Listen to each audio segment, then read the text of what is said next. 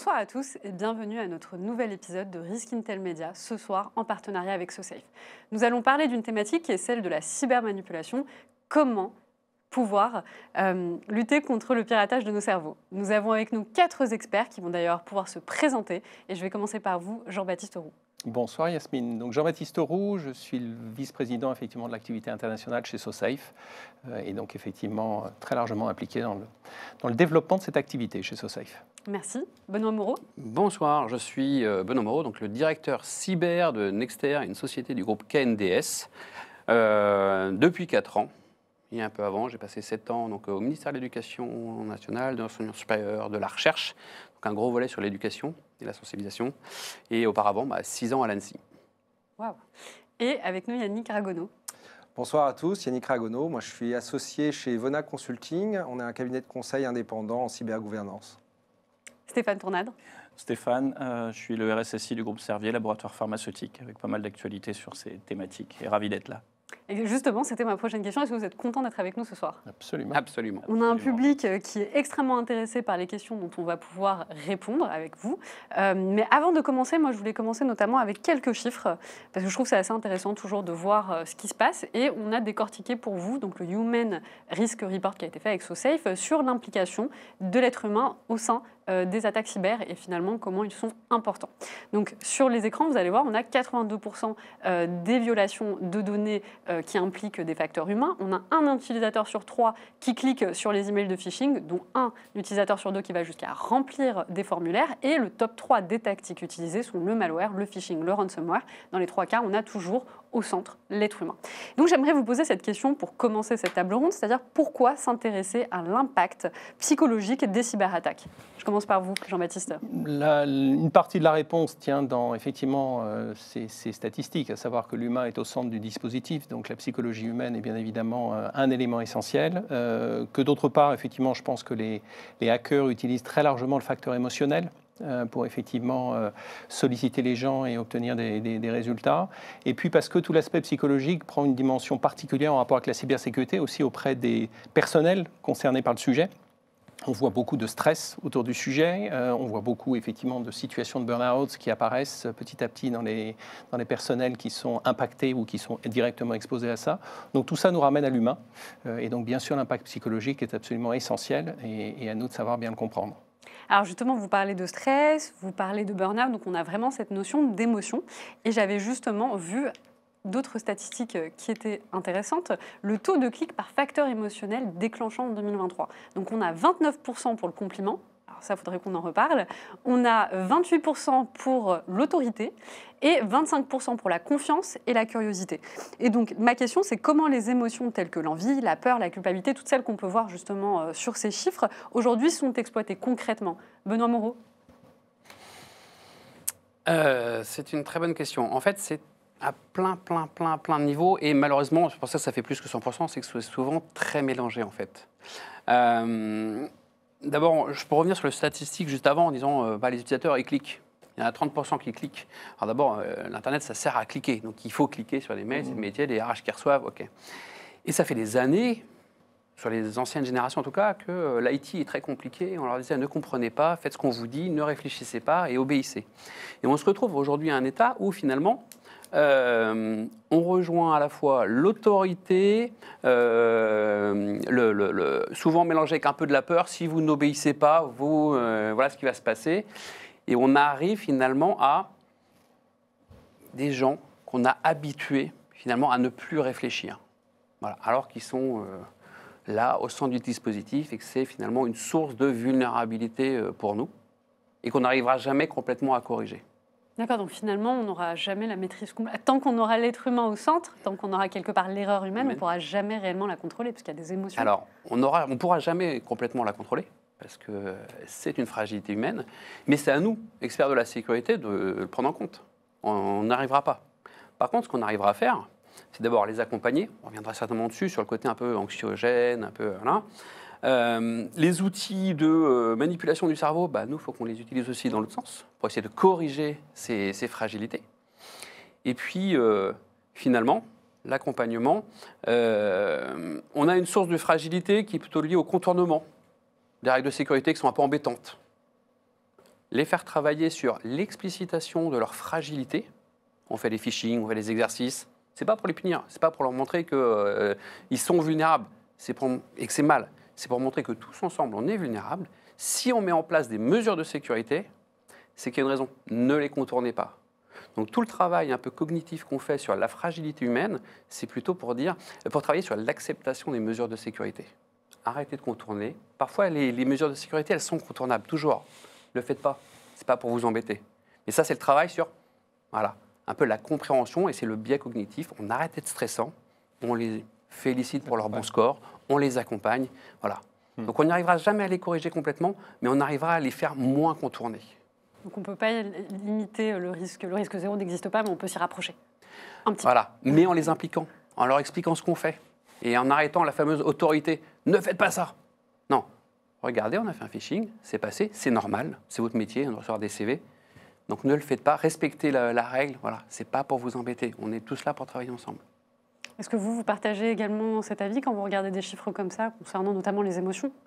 Oui, tout à fait. Je pense qu'il y a une étude qui est sortie la semaine dernière chez Gartner là, sur un survey qu'ils ont fait sur justement le contournement des règles, avec un score qui était assez impressionnant sur le panel. C'était 69% des utilisateurs qui déclaraient avoir contourné les règles de cybersécurité dans l'année, et 74% qui étaient prêts à les contourner pour atteindre leurs objectifs d'équipe ou objectifs personnels dans le business. Donc ça montre qu'il y a encore beaucoup de travail à faire pour faire accepter ces règles de cybersécurité, les bonnes pratiques, et clairement il y a une connexion très forte entre les émotions, le besoin d'avancer et puis toute la liste d'émotions qu'on a pu lister, qui paradoxalement se retrouve aussi dans les émotions qu'on va voir lors d'une attaque cyber, et comment ça va influencer les équipes qui vont devoir gérer la crise. On va retrouver ces émotions de peur, d'anxiété, de frustration, de sentiment de culpabilité. Et il faut jouer à la fois, les attaquants vont jouer sur ces émotions, et nous, il faut qu'on joue sur ces contre-émotions et ces émotions pendant les crises. Absolument. Alors, moi, j'aimerais qu'on avance après la cyberattaque. On a une cyberattaque qui arrive, les collaborateurs sont souvent pris au dépourvu. Pour certains, soit ils sont sensibilisés, ils comprennent assez rapidement ce qui se passe, d'autres pas nécessairement. Est-ce qu'on pourrait parler un petit peu plus de l'impact psychologique sur les collaborateurs d'une cyberattaque et comment aujourd'hui les managers peuvent les accompagner ? Stéphane. Le point qu'on a pu constater, c'est que c'est générateur d'énormément de stress, de culpabilité. C'est ma faute, c'est ma très grande faute, voire même je vais être licencié. Il y a des réflexes assez... Et ça, déjà, même dans le constat, quand on regarde une personne qui a fait le clic de trop, qui a perdu son gros bon sens pendant 5 minutes, et puis voilà, qui n'a pas fait attention, déjà, on a une phase de prise de conscience, voire de déclaration. On a un peu ça. Non, on n'éteint pas le matériel. C'est pas je débranche et puis voilà, c'est fini. Non. Donc ça, c'est le premier point, c'est d'arriver à amener cette... c'est pas une faute, c'est pas de culpabiliser. Ça, c'est important. Et de dire, voilà, venez vers nous. Et aussi, peut-être un point qu'on a essayé de développer et qui a un bon retour, c'est, OK, vous vous êtes fait piéger, mais d'autres... Dans le phishing, le sujet de l'attaquant, c'est de ramasser le plus large possible. Eh bien, pensez que quelqu'un d'autre peut avoir cette difficulté, et si vous venez vers nous, vous nous alertez, il n'y a pas de sanction, par contre, vous contribuerez à un peu rattraper le coup, et aussi à permettre de couper, de trier, et ça, c'est vraiment un point qui nous a permis là, voilà, de très vite sortir de, OK, j'ai fait une erreur, pas une faute, j'ai fait une erreur, mais cette erreur, je vais la mettre au service des autres en disant, voilà, je déclare l'incident, je fais les actions, et puis j'informe. Pour revenir sur ce que tu dis, Stéphane, effectivement, nous, un des indicateurs de succès des campagnes de phishing concerne, pas forcément le taux de clic, mais en combien de temps l'équipe sécurité reçoit l'alerte et en combien de temps l'équipe sécurité arrive à bloquer et revenir sur ce qui a été diffusé. Et là, pour le coup, les scores de clics sont standards, mais on est descendu sous les 3 minutes de remontée et d'action au niveau de l'équipe sécurité. C'est quelque chose qu'on a observé au travers des études qu'on a menées sur le sujet, c'est-à-dire que des gens entraînés à remonter l'information réagissent beaucoup mieux lors effectivement d'une attaque et bien évidemment d'un réflexe malencontreux. Et effectivement, c'est avant toute chose qu'on cherche, c'est à changer le comportement autour de ne pas rester dans son stress, mais bien évidemment de remonter très vite l'information auprès des équipes sécurité. Et ça change souvent la donne en rapport avec la pénétration de l'attaque au sein de l'entreprise. Alors, on a déjà pas mal de commentaires et de questions. Je vais prendre un commentaire de Jean-François qui raconte une petite anecdote.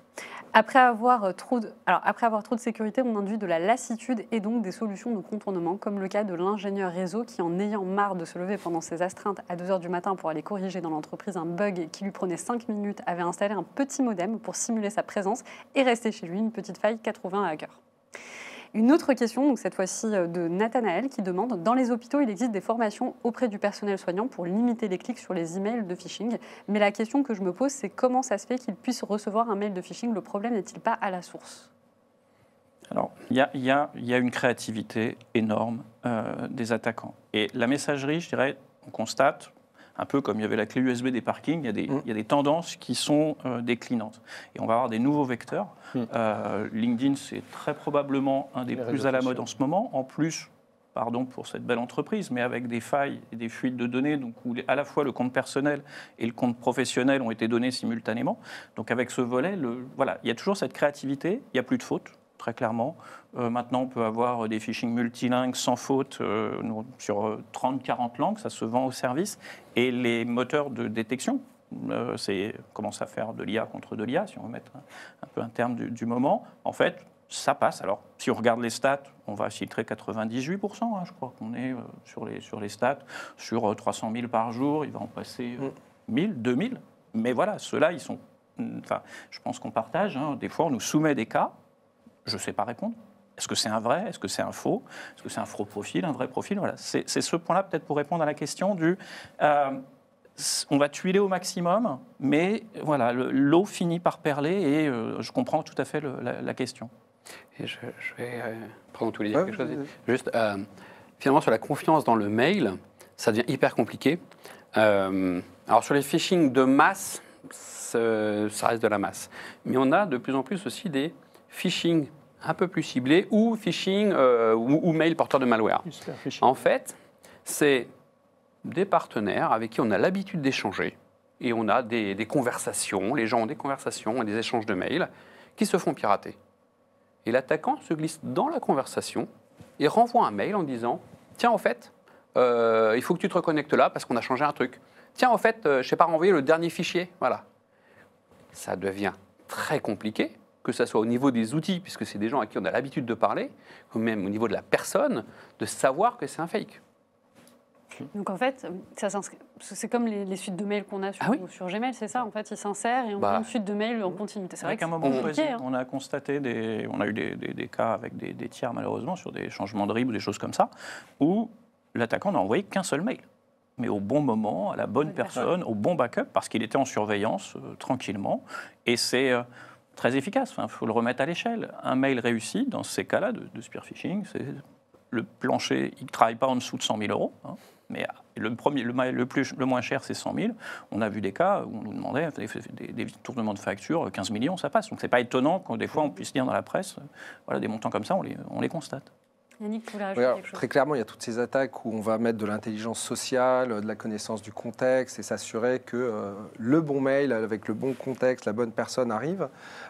Pour revenir peut-être à la question, il y a aussi un sous-jacent qui sont des infrastructures qui n'ont pas été conçues pour ça et des protocoles qui sont nativement ouverts, qu'on peut contrôler, mais ça demande effectivement, on revient sur la question du contournement, on est capable de sécuriser une infrastructure de communication, une infrastructure de messagerie, etc., mais c'est extrêmement complexe et les protocoles n'ont pas été faits pour ça. Donc aujourd'hui, vous pouvez être sur une messagerie où vous allez être capable d'avoir le petit badge qui vous dit que c'est effectivement le bon acteur qui vous a envoyé le message, etc., mais ça suppose d'être dans une bulle de sécurité qui effectivement doit être limité à un contexte particulier. Dès que vous ouvrez cette bulle, vous trouvez des protocoles, DNS, SMTP, etc., qui n'ont pas été conçus pour gérer de la sécurité et de la confiance à cette échelle. C'est ça, on ne peut pas se protéger tout seul.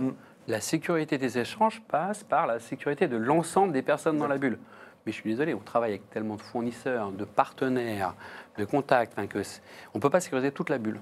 Et ça devient hyper cool. Je crois qu'il y a aussi un autre élément qu'il faut peut-être prendre en compte dans les entreprises, c'est d'apprendre aussi à ralentir un certain nombre de processus au profit d'une vérification. C'est-à-dire qu'à un moment ou un autre, effectivement, s'il y a ce risque selon lequel on puisse s'intégrer dans des processus en cours et effectivement créer un fake au milieu, pourquoi ne pas accepter aussi qu'on ralentisse certains processus, que des validations d'éléments soient plus lents que prévu parce qu'il y a une double vérification, une triple vérification, et c'est probablement ce qui va devoir être réinstauré dans les entreprises si on veut effectivement se protéger au mieux, puisque l'humain restera de toute façon toujours au cœur du dispositif. Donc il faut lui donner les moyens de pouvoir réagir en fonction de ce qu'est l'humain, c'est-à-dire effectivement une vérification auprès des interlocuteurs concernés. Alors moi je crains, vous me direz, vous travaillez plus avec vos collaborateurs, je crains que dans ce type de situation, vous ayez quand même pas mal de résistance, parce que c'est ce qu'on disait tout à l'heure, au final, on met en place des politiques, on essaye de sécuriser via des politiques et des requirements en interne, mais qui sont contraignantes.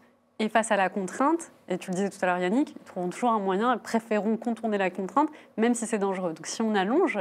Sauf si on donne matière à ce que le management soit, je dirais, soit effectivement à l'initiative d'eux. C'est-à-dire qu'il faut accepter que des choses puissent effectivement être revues et corrigées pour effectivement réduire le risque au final et encore une fois donner du sens à la démarche. La démarche, ce n'est pas de faire plus de bureaucratie, c'est effectivement de faire en sorte de réduire le risque dans l'entreprise. Donc il faut que le management soit à l'origine de l'initiative, c'est une certitude, il ne faut pas avoir des résistants dans l'organisation, mais avec pour but de recréer un environnement plus sûr autour de toutes ces initiatives d'ingénierie sociale auxquelles on est confronté. Je te rejoins complètement. Il y a même 2 temps différents qu'on devrait instaurer. Celui que tu dis, les process sur les trucs vraiment critiques. Il faut être sûr d'avoir plusieurs personnes dans la même boucle, comme ça les émotions n'en touchent qu'un. Et il y a le premier temps, pourquoi ils travaillent sur les émotions? Parce que les émotions, c'est ce qui empêche de réfléchir. C'est là où voilà. Et finalement, si on ralentissait juste un petit peu ce temps, on a lancé le motto pour le mois de la cyber, c'est prenez le temps de la cyber. Ça veut dire prenez juste le temps de 2 minutes. Réfléchissez. Juste déjà, si on inculquait ces quelques minutes, donc en s'entraînant, en travaillant, prenez le temps de réfléchir, voilà. Même si le mail il a l'air très bien, même si tout est bon, mais est-ce que ça vous semble normal qu'il vous pose cette question? Est-ce que ça vous semble normal qu'il vous demande un virement à 15 millions? Voilà. Et ce petit temps-là, c'est là-dessus où on le travaille au niveau de l'humain, de l'intelligence, de la sensibilisation. Je pense revenir à ce que tu disais, Jean-Baptiste, en fait, donner du sens. Mais c'est aussi prendre le sens de l'opération. Tu en parlais tout à l'heure aussi. On a été contraint à automatiser et à utiliser des outils qui ne sont pas faits pour. Effectivement, si je dois faire un virement de 15 millions, peut-être je peux prendre 3-4 minutes pour prendre du recul, faire les 2-3 vérifications nécessaires et pas être juste dans c'est juste un clic et j'active un processus. Donc c'est reprendre la réalité et être capable de mesurer les impacts, les enjeux et la réalité. Pour terminer,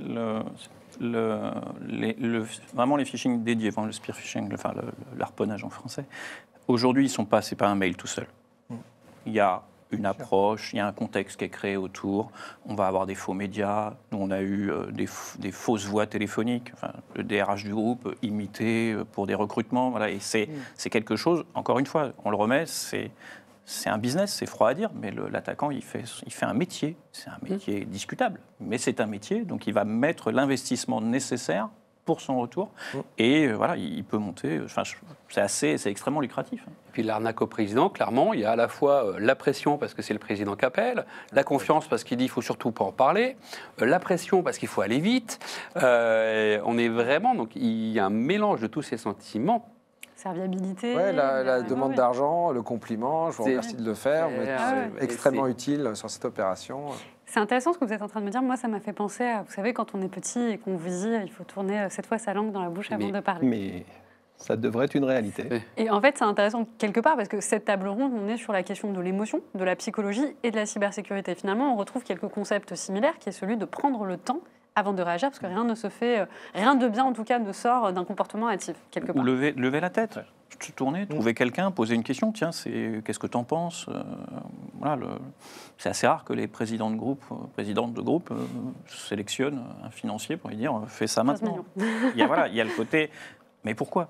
Et c'est rigolo, c'est que là sur mon appli bancaire téléphonique, maintenant quand je fais un virement, il y a un message qui apparaît. Et il y a 3-4 secondes avant que le bouton passe. On a envie de passer vite le bouton, mais finalement, il y a 3-4 secondes qui disent mais est-ce que vous êtes sûr voilà. Je ne sais pas si j'apprécie vraiment ces 3-4 secondes.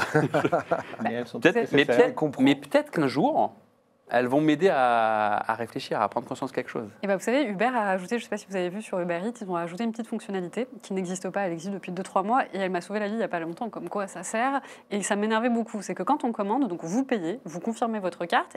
Et avant, ça a lancé la commande et ça s'arrêtait là. Maintenant, on vous renvoie une page et vous avez un décompte de 5 secondes pour reconfirmer. Et ce qui est intéressant, c'est que il y a 5 jours, je me suis rendu compte que ce n'était pas la bonne adresse. Et donc, j'ai pu annuler. Ouais. Donc, quelque part, c'est ce qu'on est en train de se dire. Il faut prendre le temps de faire les choses. Alors, j'en profite. On a une question d'un internaute. Alors, c'est pour vous, Benoît. D'ailleurs, c'est par rapport à ce que vous disiez tout à l'heure. D'ailleurs, quand on sait qu'un mail est en général lu et ouvert dans les 15 à 30 secondes, un signalement, une alerte qui se fait en 3 minutes, comme dit plus tôt, est-ce que ce n'est pas déjà trop long ? On peut essayer de faire mieux, mais alors de toute façon, en 3 minutes, effectivement, ça veut dire qu'un certain nombre de personnes auront cliqué, on saura le fermer, et on restera dans une masse d'utilisateurs sur lesquels on saura revenir, en fait. Mais après, une fois qu'on l'a identifié, qu'on sait qui a cliqué, il faut de l'outillage derrière pour être en capacité de mettre en quarantaine, d'analyser rapidement, parce que finalement, on a quand même un certain nombre de barrières de sécurité. Heureusement, les quelques phishing qui passent sont souvent désarmés. Et si jamais il y a un truc qui se charge derrière, c'est désarmé par la barrière suivante. On empile les sécurités derrière. Mais... Oui, et puis c'est sur ce qu'on peut constater en méthode offensive, d'attaque actuellement. Ok, on a renseigné des informations, etc. Mais on a aussi beaucoup de personnes qui revendent des comptes. C'est-à-dire qu'ils vont obtenir un compte valide, mais il ne va pas être utilisé tout de suite. Il va être remis sur un marché de revente, contextualisé. C'est un compte administrateur, c'est un compte de financier, c'est un compte de dirigeant d'entreprise, c'est un compte dans une usine, par exemple. Qu'est-ce qui va être créateur de valeur, et on a des pêcheurs, Bien sûr. et ensuite des exploitants. Et ça, c'est un point aussi, peut-être dans les situations récentes que l'on a constatées. Alors, sans doute, je veux bien admettre, et je serais très humble, on peut passer à côté de choses, mais ce volet, la minute, c'est quand même déjà très bien. Si on est dans l'espace-temps de la minute, je pense qu'on a un succès d'éducation qui est très fort.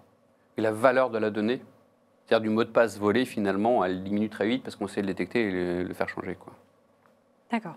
Alors, cette fois-ci, j'aimerais plutôt avoir votre avis sur l'impact au niveau médiatique. C'est-à-dire qu'aujourd'hui, lorsqu'un groupe hack une entreprise, ce qu'ils aiment beaucoup faire, c'est prendre un screen et le rendre public. Parce qu'il y a un sentiment aussi derrière d'accomplissement.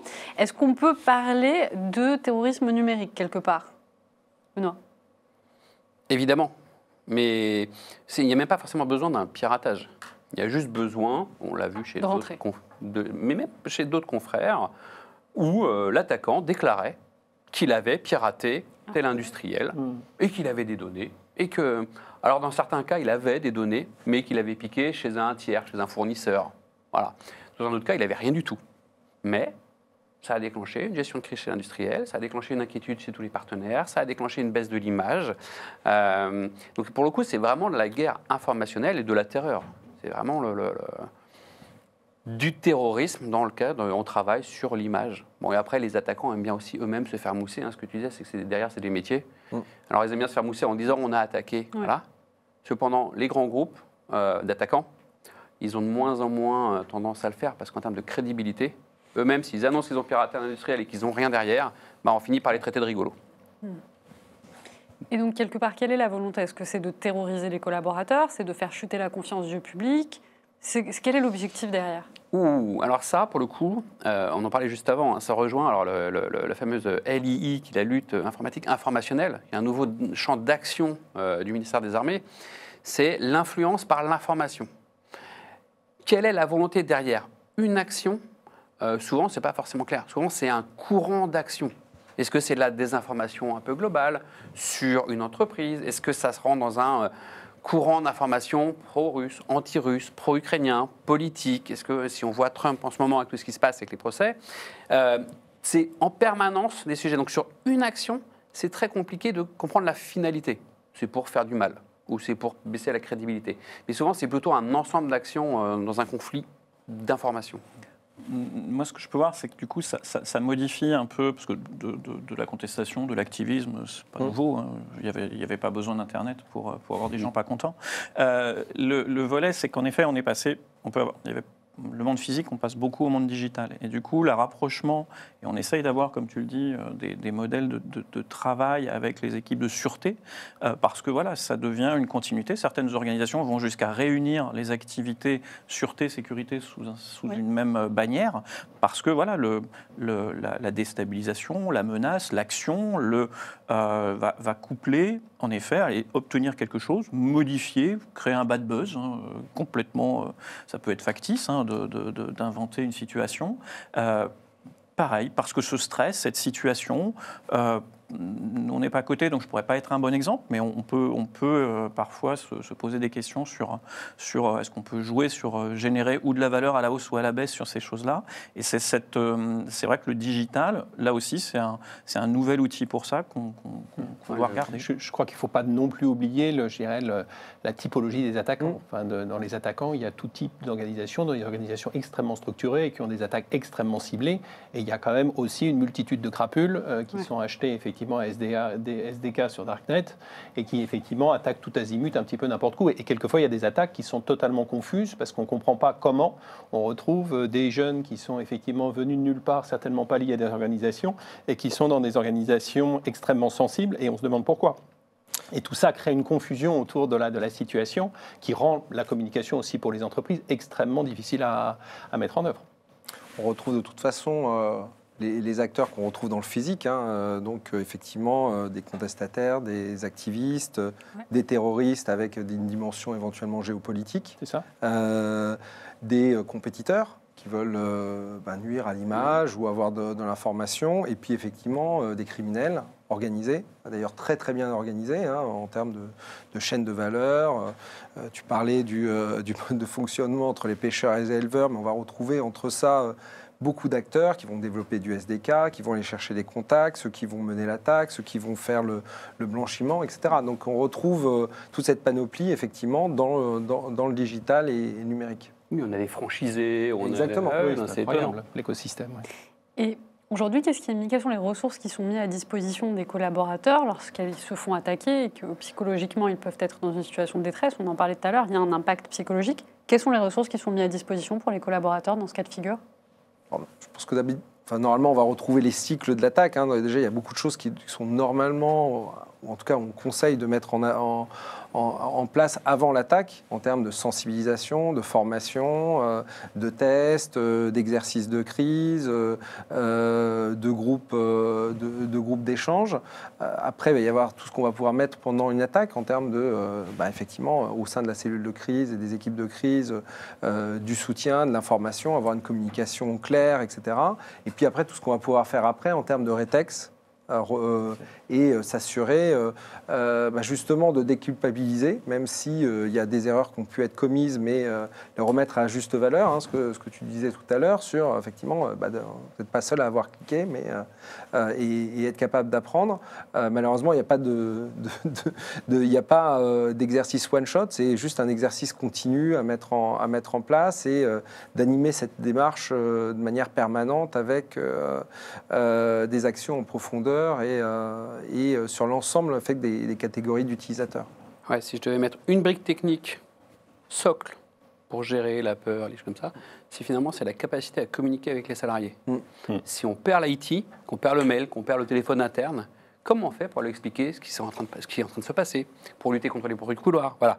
Donc nous, on a tout un travail sur, si on perdait le socle IT, comment on fait finalement pour être en capacité de parler à tous les collaborateurs. Leur dire, vous inquiétez pas, c'est en cours, on revient, on a subi une attaque, mais on la gère. Enfin, voilà. Rassurer, expliquer, dire qu'on s'en occupe, expliquer, donner des infos dans le temps. Voilà, ça va prendre tant de temps, on reviendra demain avec plus d'infos. Voilà, donc le socle, c'est être capable de parler à tous les collaborateurs. De rassurer. De rassurer. Ouais. Mais voilà, il faut l'outil pour pouvoir le faire. Et ça, il faut l'anticiper. Et l'autre chose, c'est ce que je disais, c'est sur la sensibilisation, la formation. Je ne sais pas si tu as déjà fait un grand 8. Ouais. Est-ce que tu l'as fait plusieurs fois? Non. Parce que la différence entre la première fois qu'on fait un grand 8 et la deuxième fois qu'on le fait, et la troisième fois qu'on le fait, la première fois, c'est de la sidération totale. On est dans un grand mythe, on attrape peur, on ne sait pas du tout quelles vont être les sensations, on ne sait pas. Voilà, on subit complètement. Dès la deuxième fois, on sait, on s'attend, on se prépare, et on profite, on est conscient. Voilà, c'est la même chose. J'ai peur de la troisième fois où on prend un selfie avec la cyberattaque. C'est exactement ça. Mais finalement, s'entraîner à avoir gentiment peur, c'est aussi s'entraîner finalement à casser un peu la sidération. Pourquoi est-ce qu'on fait des exercices incendie avec des fumigènes? Pourquoi est-ce qu'on fait des choses comme ça? C'est pour s'entraîner à casser cette sidération. Je dirais que on a aussi maintenant des retours d'expérience. Déjà, on peut les faire. On peut aussi retourner auprès de l'équipe, parce que le management est un peu déstabilisé. Mon collaborateur a fait ci, ça. Donc ça, c'est aussi une sorte d'après-vente. On va revenir, on va dire, voilà, on va faire dans l'humain. Et l'autre point sur lequel c'est assez nouveau, on reste une communauté, les responsables cybersécurité, sûreté, enfin, c'est un écosystème, on se connaît assez bien tous. Et là, on l'a fait récemment avec un autre labo où on a eu ce volet croisé de partenariat. Et en fait, on commence à ne plus couper les accès. Ça aussi, c'est être capable de grandir et de dire, voilà, on va être signalé. On va admettre, alors ça peut jouer, on parlait aussi de la notoriété, mais au lieu d'être passif sur un bad buzz, etc., on va dire, on va prévenir nos pairs, donc sur des éléments sectoriels ou avec le cybercampus, par exemple, choses comme ça, et puis on va se dire, voilà, nous, on n'est pas bien, ou l'autre, on a compris qu'il n'est pas bien. Avant, on avait un réflexe, c'était le hérisson, il s'enferme, puis il attend que ça passe, puis c'est bon, vous avez fini. Voilà. Donc ça, on est en train de laisser de côté. Par contre, on dit, OK, on veut bien admettre que temporairement, il y a un petit drapeau rouge nous concernant chez le partenaire, mais là aussi, ça permet de continuer de dédramatiser en disant, voilà, on est passé du est-ce que ça nous arrivera, quand est-ce que ça nous arrive, et du coup, on a une gestion un peu mature de la situation. On sait que c'est pas facile, on doit être hyper humble là-dessus, et puis être aidants les uns des autres. Le critère de confiance, c'est pas est-ce qu'on va se faire taper ou pas, c'est la façon dont on gère l'incident. La transparence, la confiance, la réactivité. Alors, justement, je regarde la réaction des internautes. Donc, Jean-François rebondit par rapport à ce que tu disais tout à l'heure. On parle aussi de cyberdésinformation pendant que l'on cherche si l'information est vraie. Elle s'en propage avec de potentiels dégâts, une menace sous-jacente. Donc, quand on parlait tout à l'heure justement des médias, du fait de rendre ça public. Karim qui dit, le grand 8, à chaque fois, tu en ressors retourné un peu comme une cyberattaque, tu auras du mal à t'en remettre tout de suite après. C'est vrai aussi. Alors, j'aime beaucoup ce que tu viens de nous dire, Stéphane. Moi, j'aurais une question vis-à-vis de ça, de cette communication de ce rétexte, parce que j'avais d'ailleurs fait une table ronde il y a 3 ans de cela, où le titre, c'était « Lors d'une cyberattaque, en termes de communication, est-ce qu'on est victime ou complice ?» Et je m'explique, on se posait la question de savoir quelle est la position à prendre. Parce que vous allez avoir des entreprises qui ne vont pas vouloir communiquer, et donc ne font pas de rétexte, parce qu'elles vont avoir soit honte, soit peur en fait des répercussions. D'autres qui vont dire non, il faut communiquer, il faut être transparent, il faut permettre aux gens de pouvoir utiliser quelque part ce qui nous est arrivé pour se défendre.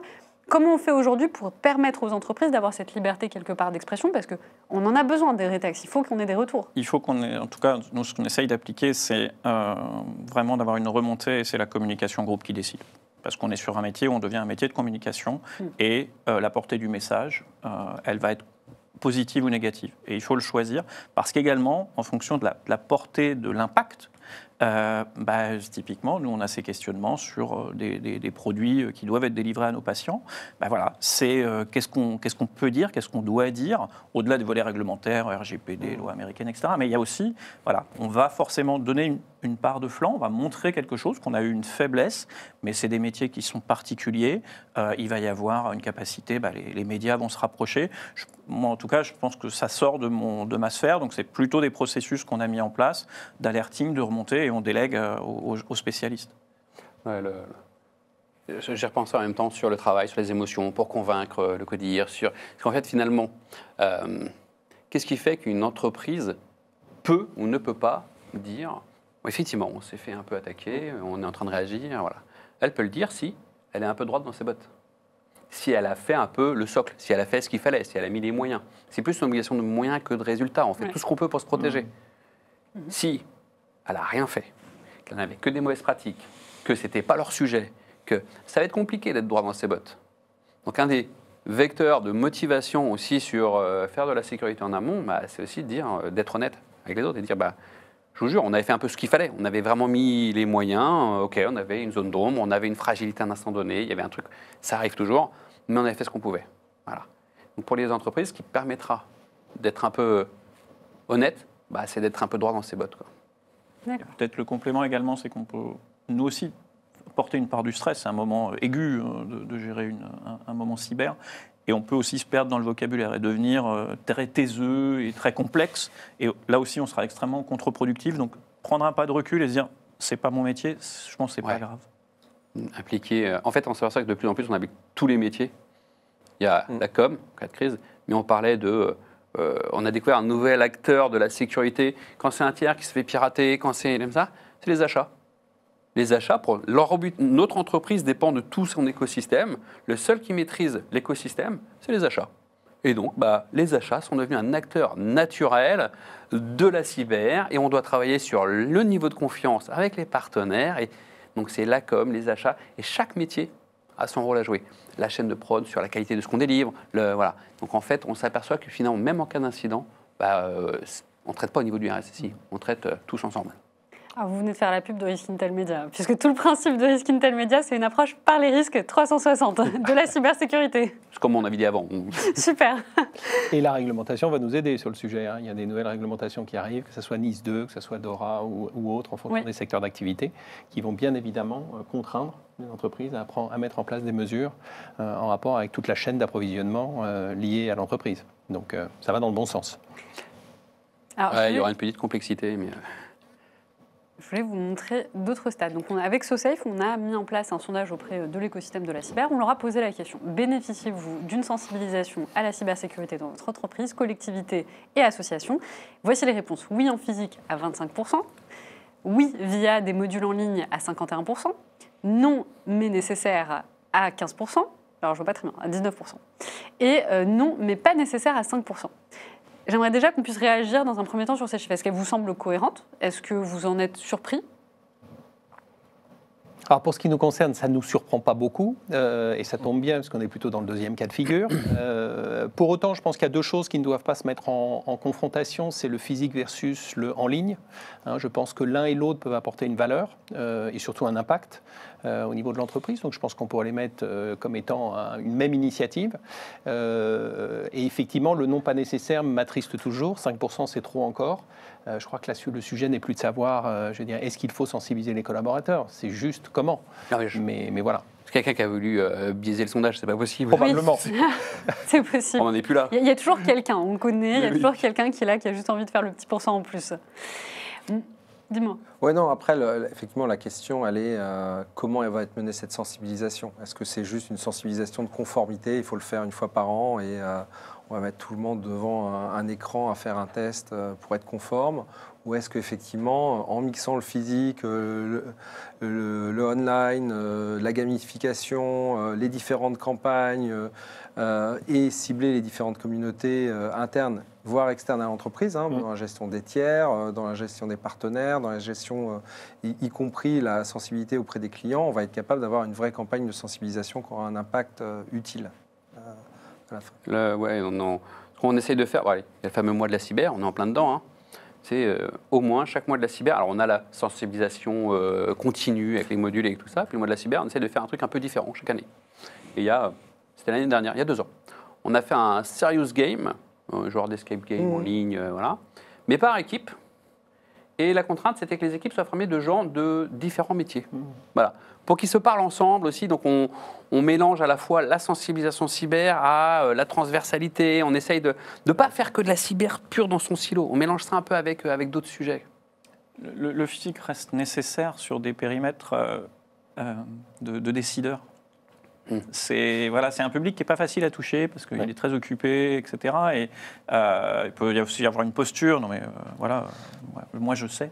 Et voilà, là le physique, clairement, ça reste important. La comparaison, faire venir des pairs, montrer, ça n'arrive pas, autorités, etc. Ça c'est important. Et également, nous on a ça sur les périmètres industriels où là, et pour des choses peut-être basiques, mettez pas le même mot de passe partout. C'est pas forcément des personnes qui vont avoir un accès quotidien au système d'information, mais le système d'information, lui, leur a mis à disposition une capacité de télétravail, etc. Donc ce volet physique, la part qui est encore robuste, 25%, me semble tout à fait légitime et utile en complément. Après, je pense que ça s'additionne plutôt que, c'est pas exclusif. Effectivement, moi je rebondirais sur ça. Je pense que la partie physique et la partie distancielle, c'est complémentaire. Ça permet d'avoir des actions ponctuelles, parce que sur la partie physique, ça prend du temps. Comme vous le disiez, on a quand même des professionnels qui ont un emploi du temps, mais extrêmement chargé et qui ont du mal aussi à libérer du temps pour ce genre d'action. Donc de façon ponctuelle, ça permet d'avoir des petits rappels. Et les modules en ligne, ça permet vraiment finalement de couvrir un peu l'ensemble de l'année en termes de formation. Mais du coup, en termes de communication, juste pour revenir sur cet aspect-là, la cybersécurité, ça reste quand même un sujet stressant. C'est un sujet où on a des risques, c'est quelque part des problèmes. Hein. C'est une catastrophe qui se produit, on a un vol de données, on a un blocage du système d'information, c'est jamais agréable. Donc comment on fait quelque part pour pousser les collaborateurs à se sensibiliser, à avoir de la formation, sans que ce soit anxiogène, sans qu'on ait vraiment une approche stressante vis-à-vis d'eux, donc avoir un bien-être émotionnel et en même temps permettre quand même d'avoir une culture de la sécurité. Ce qu'on a fait systématiquement, ça a été notre canal, au-delà de cibler les publics, c'est qu'on commence d'abord par le personnel. On a suffisamment d'exemples. On a reçu un mail de quelqu'un qui est très malade, de quelqu'un qui a ceci, qui a cela. Voilà. Ça, c'est un message, c'est un canal qui fonctionne très bien. Et ensuite, on retourne la pièce, on dit, voilà, mettons ce même exemple au sein de l'entreprise. Et, voilà, et on arrive à embarquer. Après, il faut le bosser. Hein, c'est pas, ça se cible, ça se market. On ne va pas écrire la même chose aux autres. Mais on a ce volet d'embarquement assez systématique. Après, on a des anecdotes géniales. Quelqu'un qui dit « Moi, je reçois des mails coquins, je ne sais pas quoi en faire. » Voilà, ça fait partie de... Donc, voilà, où les amendes, le ministère des amendes avec un A, c'est connu pour les fruits à coque, l'État français, voilà, il y a quelque chose. Mais ça, moi, je le recommande vraiment de dire, si on a des publics qui sont peu réceptifs, ils vont avoir, on reçoit Amélie, combien de fois, ou le compte CPF en France, hein, combien de fois on a reçu ça. C'est un bon point d'accroche pour ensuite dire, voilà, ça, dans la vraie vie, ça vous est arrivé. Et si on le fait sur des réunions d'équipe, il y a toujours quelqu'un qui lève la main et qui a eu une difficulté, qui a eu son compte bloqué, etc. Et on les ramène sur les modules plus classiques, qui en effet pourraient paraître... après, on les travaille, mais c'est vrai que la cyber peut être au départ un peu austère. Ouais, je vais appuyer.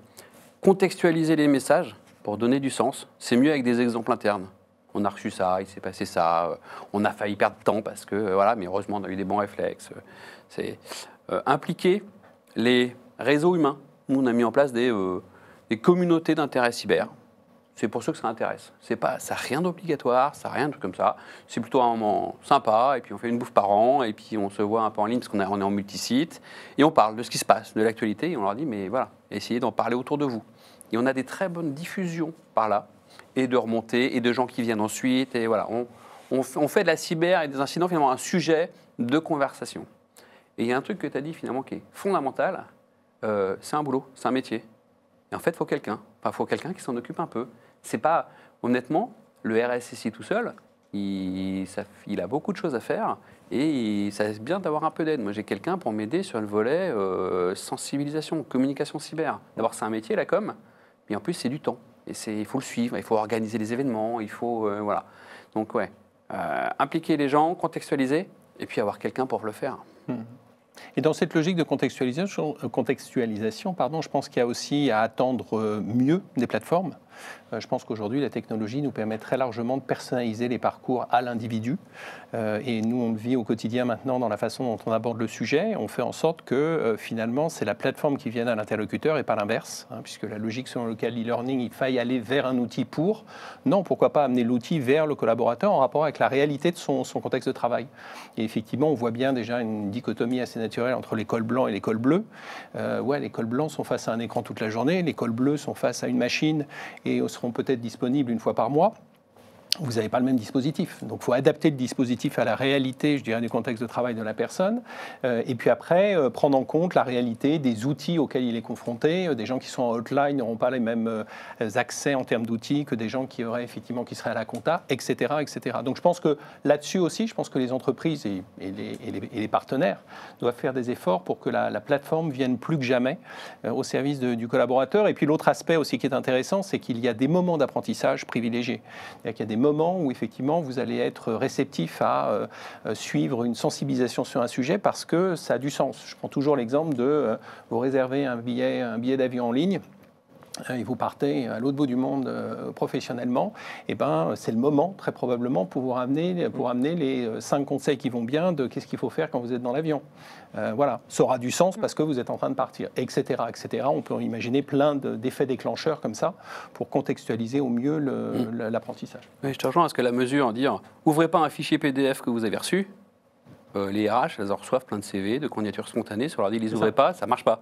Il y a d'autres métiers, oui. C'est pas une réponse. Voilà. Pardon, je t'ai coupé. Non, en fait, cette éducation ou sensibilisation ciblée, elle est hyper importante, que ce soit de la déporter sur la sphère personnelle, parce que c'est là où on va comprendre les risques. On parle tous des risques de l'entreprise, mais dès qu'on vit le risque pour soi-même, pour sa famille, etc., on joue l'émotion. On joue l'émotion. Exactement. On disait va au chercher début. ce que les attaquants font. On va sur Exactement. l'émotion. Donc c'est ciblé aussi par rapport à la typologie de l'activité. On l'a fait pour une grande banque. On ne fait pas la même sensibilisation pour l'équipe IT que pour les chargés de clientèle ou de fortune. Ils n'ont pas les mêmes préoccupations, ils n'ont pas le même temps, ils n'ont pas le même planning. Et là, on en revient effectivement aux outils, avoir des outils conviviaux. La formation, encore une fois, qu'on doit faire avant le 31 décembre, qui dure 2 heures avec un questionnaire où il faut avoir 60%, ça ennuie tout le monde. On est tous dans le micro-learning, dans l'ère Instagram ou autre, où effectivement, on a 3-4 secondes pour comprendre un concept, un message. Il faut voir qu'on ait des plateformes qui s'adaptent aussi à ce type de communication, qui soit sur un téléphone, très rapide. Par exemple, si ça convient bien Je ne sais pas vous, mais nous, on a abandonné le quiz. Définitivement. Ouais. On a, c'est bien, tout à fait, tu peux mieux faire, mais le quiz final, on n'a pas d'obligation réglementaire de certif, donc c'est pas gênant. Mais voilà, parce que c'était une barrière. C'était une barrière. Ce que disait Yannick me rappelle toujours une anecdote que j'aime partager parce que je l'ai trouvée très pertinente au sein d'une entreprise que je ne citerai pas, mais effectivement, ils ont fait en sorte de sortir en fait le contexte d'apprentissage de l'environnement purement professionnel. Et ils ont considéré que les gens devaient pouvoir ramener les modules d'apprentissage à la maison. Et ils se sont posé la question comment. Et la façon qu'ils ont trouvé de répondre à cela, et ça a eu beaucoup de succès, c'est d'intégrer dans les personnages effectivement qui étaient mis en œuvre par rapport à des modules, le grand-père et la grand-mère. Ce qui, effectivement, dans le contexte professionnel, n'est pas inné d'imaginer qu'il y a un grand-père et une grand-mère. Sauf que l'essentiel des collaborateurs ont ramené ça à la maison en disant à leurs enfants, entre autres, et à leurs femmes, tiens, regarde, fais ce module, tu verras, c'est intéressant. On voit aussi les comportements de grand-père, grand-mère, etc. Ça paraît tout simple, mais ça a très bien marché. Et c'est une grande entreprise française qui a fait ça, et j'ai trouvé ça simple, mais à la fois très pertinent. On l'a fait avec... dans l'inverse, on a pris des groupes d'enfants, des collaborateurs, les amener dans l'entreprise. C'était très convivial. C'était les modules. Ouais, exactement. Pour faire tomber les barrières entre l'affaire. Alors justement, ça revient justement à une question qui a été posée par Beryl, mais tu viens d'y répondre quelque part, qui demandait est-ce qu'on ne devrait pas quelque part rendre la sensibilisation obligatoire, puisque notamment à l'école, puisqu'en fait, finalement, les enfants sont l'avenir de demain et qu'il faut aussi les sensibiliser, leur permettre de grandir dans un nouveau monde qui est numérique avec toutes les clés en main pour pouvoir se protéger. Ce qui existe en partie, puisqu'il y a eu plusieurs modules, notamment il y a la gendarmerie qui a fait ça, de la même manière qu'il y a les classes pour apprendre à conduire, à piloter un vélo entre guillemets dans la rue avec il y a des cours et de sensibilisation qui sont offerts dans les écoles, notamment par la gendarmerie sur le permis internet et la sécurité. Je pense. On a une question de Séverine qui demande êtes-vous pour ou contre la communication faite au sens général dans le cadre du cybermois? Vous l'avez vu passer. Êtes-vous pour ou contre la communication faite au sens général? Alors, je ne sais pas, Séverine, si c'est de ça dont tu parles, mais effectivement, j'ai vu une communication passer que moi j'ai trouvé particulièrement intéressante, qui reprenait en fait des tableaux. Voilà, des tableaux. Donc j'imagine c'est ça ce qu'elle entend par au sens général. Moi, j'ai trouvé ça bien. Personnellement, j'ai trouvé ça drôle. J'arrive jusque-là. Dans les émotions, si on revenait, il y en a une. La première, c'est la curiosité. Ouais, exactement. On ne peut pas toucher les gens avec des messages, chiants, en noir sur fond blanc et en disant culpabilisant. On a besoin chaque année un peu de. Donc, ouais. Alors, je suis d'accord avec le mot curiosité, parce que ce qui s'est passé, c'est que j'avais vu un premier post avec juste une seule image. Donc, je l'ai regardé, je l'ai trouvé sympa, j'ai scrollé. Et j'ai trouvé un second post où il y en avait plusieurs. Et vous savez, au bout de 4 images, vous ne les voyez plus, il y a juste écrit +2.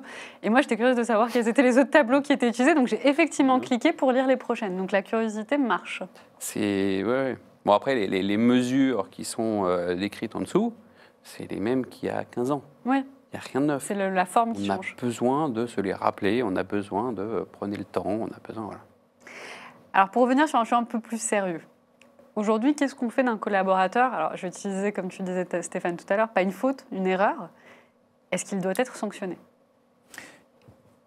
Je dirais que ce qu'on constate, alors nous on a essayé la partie, on a traversé le chemin de la sanction, on a eu plusieurs difficultés. D'abord, cascader la sanction, parce que, ok, il y a aussi les ressources humaines, est-ce qu'ils vont y aller, est-ce que le management va y aller, et on fait quoi? Mais sur une sanction, sur une erreur du quotidien, un mail bien fichu, on s'est retrouvé sur une difficulté, parce que voilà, ça s'appelle une victime, il faut donner le terme.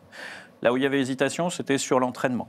Quelqu'un qui joue pas le jeu, ou les serial clickers, il y en a qui font exprès, ça existe un peu, c'est comme nos 5% du sondage.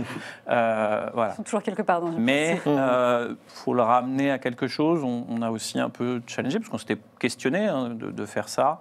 On n'a pas vu d'historique de motif de licenciement qu'il y a là-dessus, donc on aura plutôt un rappel à l'ordre, un blâme. Enfin, il y a une échelle aussi, mais on va avoir plutôt une sensibilisation, et une sensibilisation aussi d'équipe, de remettre dans le contexte. Ok, tel interlocuteur, tel individu suit pas ses formations, en plus échoue au test, et en plus râle en disant mais c'est pas vrai.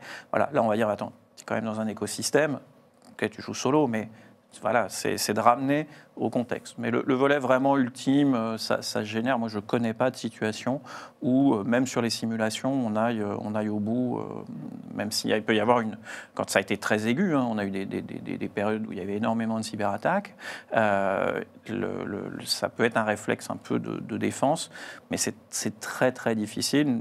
Nous on est revenus, et du coup, alors on n'est pas bisounours pour autant, là, on n'a pas fait un 180 degrés absolu, mais d'être plutôt en effet, on disait, voilà, récompenser les équipes qui vont contribuer le plus à la sécurité, incentiver, enfin mettre un bonus aux managers dont les équipes font le plus, et d'être passé.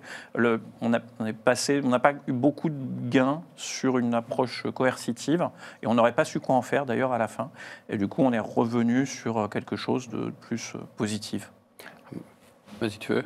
Non, vas-y, je t'en prie, je vais juste en fait, réagir. Je suis complètement d'accord avec ce que tu dis. Il y a finalement deux catégories. Il y a la victime qui se fait avoir dans son métier au quotidien, et qu'elle clique. C'est 95% des cas, et c'est pas grave. On la forme, on vérifie, et voilà. Et il y a celui qui met en danger l'entreprise par son comportement. Voilà. Celui qui va contourner, celui qui va forcément essayer de télécharger des trucs, celui qui va essayer de bricoler des machins, on lui a déjà dit 3 fois. Et c'est là où on se dit, bon, celui-là, là, quand même, ça devient compliqué. Qu'est-ce qu'on en fait?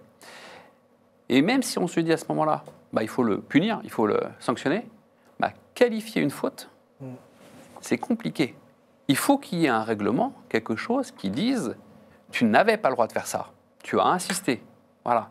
Et dire, voilà, donc tu as contrevenu au règlement de l'entreprise. Donc un des autres sujets, mais finalement, c'est quoi ce qu'ils ont le droit de faire, qu'est-ce qu'ils n'ont pas le droit de faire, est-ce qu'ils ont conscience de... voilà. Parce que c'est pour les aider en amont, sur les former, et puis c'est pour nous aider en aval, pour qualifier finalement les mauvais comportements. Donc victime, mise en danger, et finalement le texte de loi qui qualifie la faute. Les retours d'expérience qu'on a de nos clients, puisqu'on est moins directement exposé que vous au sujet, mais on amène à différentes attitudes. Il y a déjà toutes les attitudes à comprendre autour des simulations. Donc et autour des simulations, régulièrement on emmène, c'est généralement une fois par mois, donc on voit quand même les comportements des gens. Et bien évidemment, quand les gens cliquent, on va chercher à voir si, d'une part, les gens cliquent, mais aussi interagissent avec ce qui est proposé.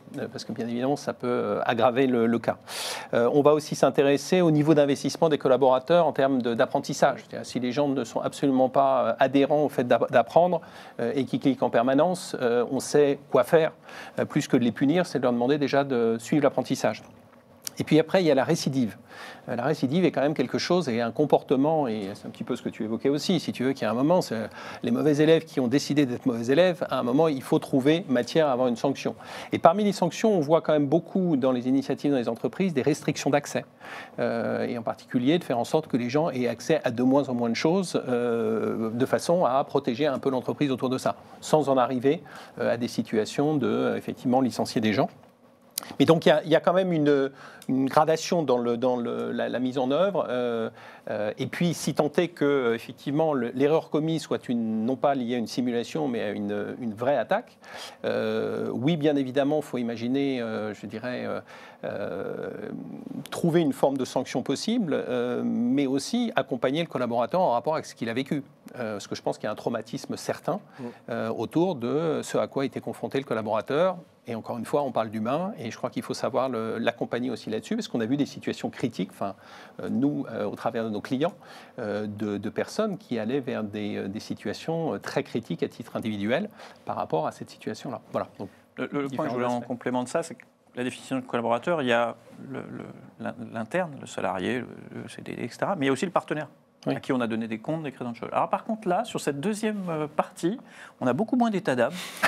On révoque, on fait appel au contrat, on fait jouer tous les devoirs qui sont inscrits dedans. Là, et les recommandés partent bien, voilà, on est très très à l'aise. Mais c'est vrai que le côté, la partie dans l'entreprise, je parle notamment des personnes qui n'ont pas suivi les formations, là voilà, il y a quelque chose. Et encore une fois, là aussi, le grand management, qu'est-ce qu'on fait si c'est lui qui a cliqué à côté ? Bon, ça fait une visite, ça donne l'occasion d'aller le voir, ça faisait longtemps, ça fait plaisir, mais je pense que voilà. Alors effectivement, on revient à la caractérisation de la faute, qui est quand même plus simple dans le droit des affaires que dans le droit social. Donc c'est ce qui permet effectivement de mieux gérer ses tiers. Ce qui peut être aussi un levier, d'ailleurs, les obligations contractuelles, les obligations réglementaires, de mettre le bon curseur en termes de gestion et de communication et de sensibilisation pour distinguer entre ces 95% de victimes et 5% d'acteurs internes malveillants. On va aller un petit peu plus loin. Admettons qu'une attaque aboutit. Est-ce que la responsabilité du collaborateur qui a permis cette attaque peut être engagée ?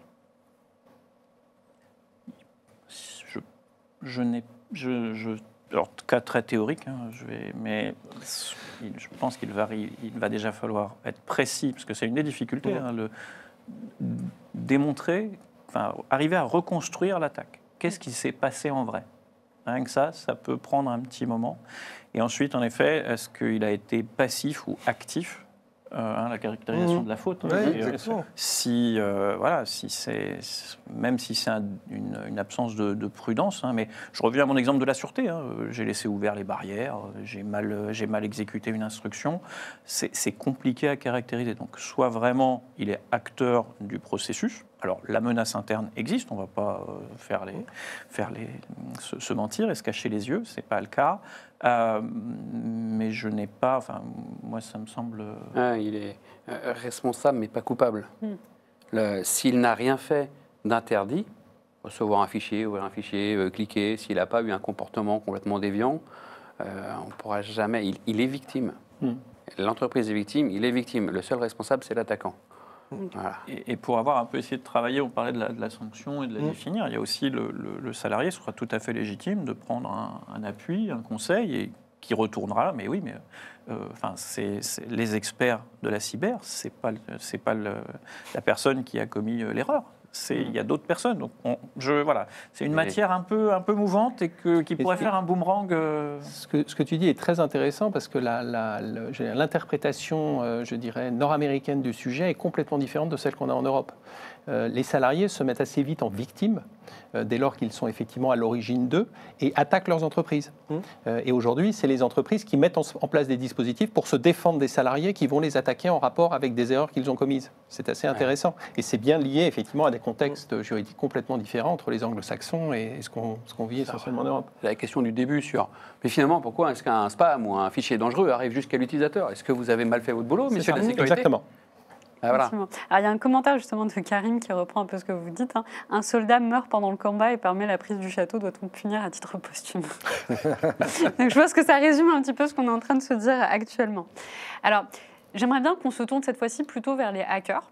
Est-ce qu'aujourd'hui, il y a des études qui permettent d'avoir une idée sur la psychologie des attaquants, un profil psychologique des hackers ? Yannick ?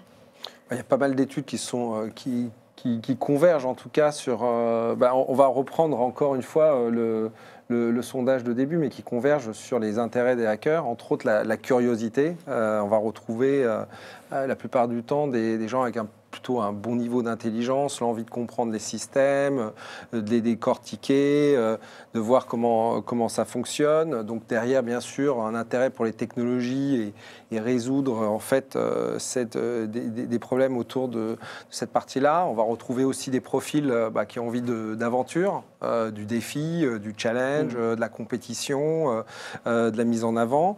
Et puis, ce qu'on retrouve souvent, c'est un sentiment d'injustice ou d'insatisfaction ou qui pousse à aller plus loin et à passer effectivement de l'autre côté. Ce qui peut, on avait une discussion cet après-midi, ce qui n'est pas étonnant, par exemple, qu'on retrouve globalement dans le bloc de l'Est un certain nombre d'acteurs en fait qui vont voir aussi pour des questions politiques, idéologiques, se dire je vais passer dans un mode agresseur de l'autre côté. C'est pour ça qu'on retrouve quand même de très bons acteurs sur cette partie-là.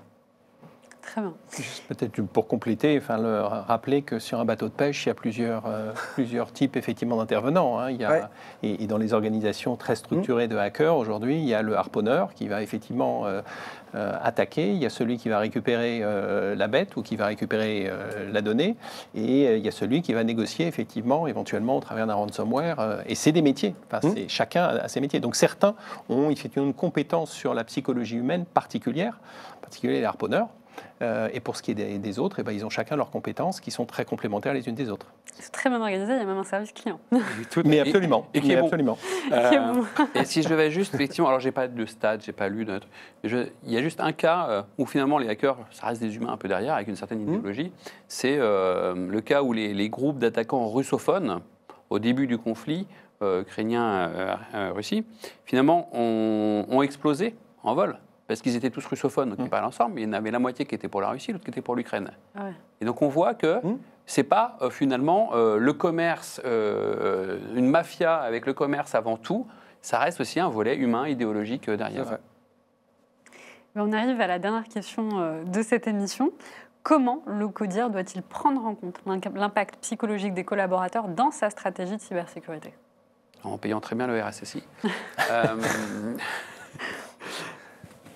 En donnant une posture, en donnant cette balance, pour l'avoir traversé, cette balance du on fait rien, puis on a mis le curseur de l'autre côté, on exige, on menace, et en fait, à un moment, il y a des principes de réalité qui reviennent, ce qui n'est pas évident. Il faut aussi que du grand management puisse se dire, il pivote, c'est le terme officiel du marketing pour ça. Et voilà, de se dire, on va trouver un point et de dire, à ce moment-là, on est acteur, qu'il se positionne. Je pense que c'est important. Nous, on a eu le plaisir d'avoir le CEO qui, dans nos modules, vient directement dire, je ne vous écrirai jamais un mail pour vous demander quelque chose, ni dans une fusion-acquisition, ça n'arrivera jamais. Et donc ça, d'avoir la parole des leaders et de faire des capsules, on parlait des capsules vidéo, etc., ça amène, là aussi, au moins, ça reste, on a un métier d'expertise, on a une spécificité, chacun a son métier, mais on n'est pas seul et on a ce travail de venir expliquer. C'est un risque pour l'entreprise. Le management, il fait quoi ? Il fait un équilibre entre les initiatives qu'il va prendre et les risques qu'il ne va pas vouloir laisser filer. Et le risque cyber, au jour d'aujourd'hui, c'est un risque que les grandes directions sont obligées de considérer, donc elles doivent s'y investir.